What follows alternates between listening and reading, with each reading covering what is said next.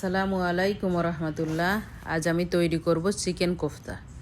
Chicken kofta তৈরি করার জন্য আমি চিকেনের বুকের মাংসটা নিয়ে নিলাম। নিয়ে আমি এগুলো ছোট ছোট করে কেটে নিব। চিকেনগুলো দেখেন ছোট করে কেটে নিয়েছি। এখন আমি জারের ভিতরে দিয়ে দিচ্ছি কিমা তৈরির জন্য। ব্যাস জারে দিয়ে আমি এখন কিমা তৈরি করে নিলাম। এই যে দেখেন কি সুন্দর হয়েছে কিমাটা। এভাবে আমি 1 কিলো চিকেন কিমা বানিয়ে নিলাম। এখন এটার ভিতরে দিয়ে দিলাম আমি আবার পেঁয়াজ দিয়ে একটু পেঁয়াজ পিষে নিলাম। নিয়ে আমি আবার কিমার ভিতরে দিয়ে দিলাম পেঁয়াজ। তারপর দিয়ে দিলাম পরিমাণ মতো লবণ, শুকনো মরিচের গুঁড়া, তারপরে এটা মশলা, গুঁড়ো মশলা সব কিছু দিয়ে এভাবে আমি বল বল তৈরি করে নিলাম, কোফতা তৈরি করে নিলাম। তারপর আমি তেলের ভিতরে এটা ভেজে নিলাম সুন্দর করে। এই যে ভাজা শেষ, এখন উঠিয়ে নিচ্ছি। এই তেলটা কিন্তু আমি ফেলে দিব না, এই তেলটাই আমি আবার রান্নার কাজে ব্যবহার করব।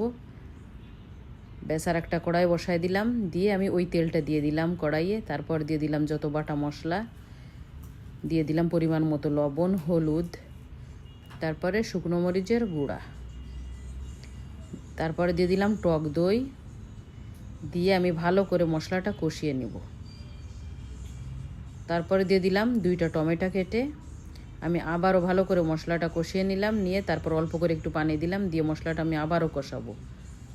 মশলাটা যখন দেখব যে সুন্দর কষানো হয়ে গেছে, তার ভিতরে দিয়ে দিব আমি আবার গুঁড়া মশলা। সব মশলা একসঙ্গে করে গুঁড়া করে নিয়েছি, সেটা দিয়ে মিশিয়ে নিব।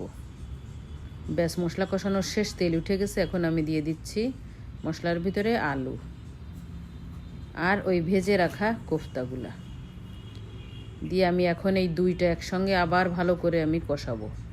আপনি মশলা যত কষাবেন, তরকারি যত বেশি কষাবেন, ততই দেখবেন আপনার খাবারের স্বাদ বেশি হবে। ব্যাস এরপর আমি পরিমাণ মতো পানি দিয়ে দিলাম, দিয়ে ঢেকে দিলাম। এই যে এখন অপেক্ষা করতে থাকলাম আমি পানিটা টেনে যাওয়ার জন্য। ব্যাস দেখেন অনেকটাই কম হয়ে গেছে। এখন উপর থেকে আর একটু আমি জিরার গুঁড়া দিয়ে দিলাম। এই যে দেখেন আমার সুস্বাদু কোফতা রেডি।